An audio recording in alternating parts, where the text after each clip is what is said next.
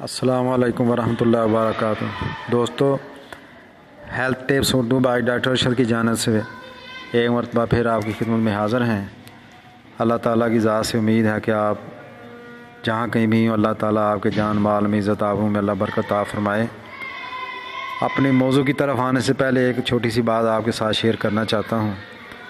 ہم جو بھی نیک عمل کریں اس میں اخلاص دیکھیں کہ یہ عمل کیوں کر رہا ہوں، یعنی اللہ کے لیے ہم عمل کریں۔ والدین کی خدمت، کوئی بھی عمل جو ہے وہ اللہ کے لیے کرنا ہے۔ اللہ ہمیں عمل کی توفیق عطا فرمائے۔ آج ہمارا موضوع ہے کھانے پینے کے باوجود بعض آدمیوں کی صحت جو ہے وہ اچھی نہیں ہوتی۔ تو اس کے لیے ایک تو یہ ہے، اگر کوئی زیادہ کوئی بڑا مسئلہ نہ ہو، کسی کو کوئی ایسی بیماری نہ ہو، خدا نہ کرے کوئی ایسی بیماری ہو تو اس کی وجہ ہو سکتی ہے۔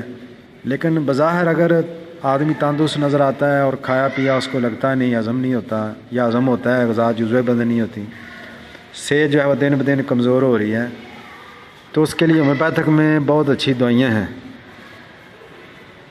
آپ نے ایسا کرنا ہے کہ کسی ہومیوپیتھک اسٹور پر جانا ہے اور جا کر ایک خوراک آپ نے 1 ایم نیٹرم میور کی 1 ایم خوراک، نیٹرم میور کی 1 ایم خوراک ایک کھانی ہے، ایک کھا لیں۔